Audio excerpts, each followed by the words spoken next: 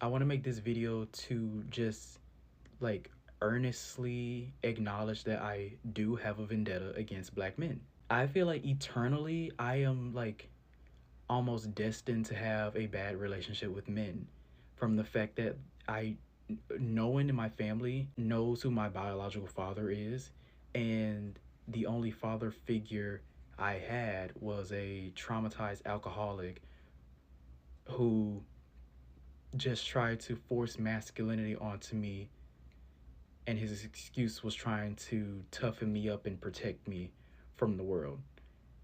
A black man treated me like shit in order to prepare me for how the rest of the world would treat me. And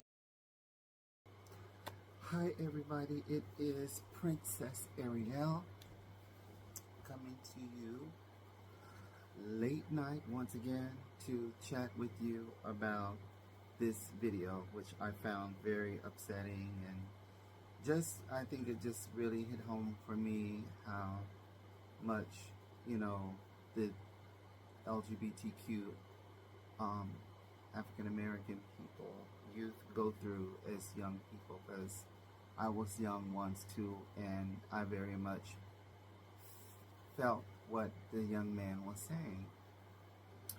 Um, I posted in the comment section that I felt a lot of it was deeply rooted in the church, because all of us as young people normally go to church. And within the confinements of that colonized mindset that was imprinted on African people, we always have to start with history and go back to the beginning of the theft of it all, which was the trafficking of Africans from West Africa to the Americas. And so, you just follow the history line, and remember, Africans didn't speak English. That was forced upon the enslaved Africans. So a lot of you guys who were in my comment section didn't understand the context of what I was saying. And a lot of you were not black. So you can see in the comment section what I said about the church. But if you're not African American, you wouldn't know that. So in order for you to get in my comment and say it's much deeper than that, it's irrelevant, because you are not black and you didn't go to a black church. So you have to understand who I'm speaking to, which is a black on black conversation, and you're not part of the conversation. So therefore I blocked you, because we don't have nothing to talk about. You can sit over there in the corner and take several seats and listen, but you're not going to be a part of the conversation with me, because you don't have a black mom, you didn't go to a black church, you didn't live in a black community. So why are you ever interjecting your thoughts and your thing into it when I'm not talking to you? I'm speaking to other black people like me. And then you had some people who also were probably black, and they still had something tacky and crazy to say, which wasn't really relevant to anything either. And that's when I said it's mostly about the messenger, not the message. Meaning, a dark-skinned black person seeing another dark-skinned black person say something that they don't want to hear it from a dark-skinned person. They would gladly take the message from someone who's light-skinned or white. And that's a pick-me. Somebody who wants to be the only black person in the room and be picked and accepted in their little social, white, sanitized situation. No, honey, that's not a flex. So I'm also blocking you. We're not having a conversation about anything, because your mindset is already wrapped up and colonized.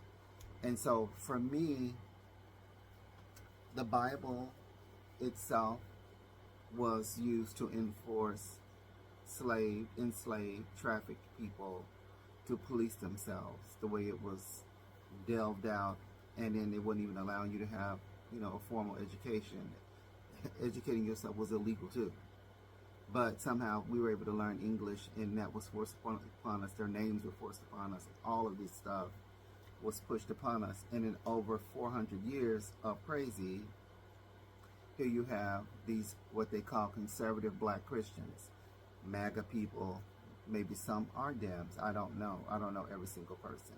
But the ones that I see, they very much remind me of someone who would rather see Orange Man in office and roll out Project 2025 and Project Esther and just think it's going to go, they're not going to be affected by it because they have money or they're connected some kind of way to this, the situation with this Republican Party. So, well, time will tell,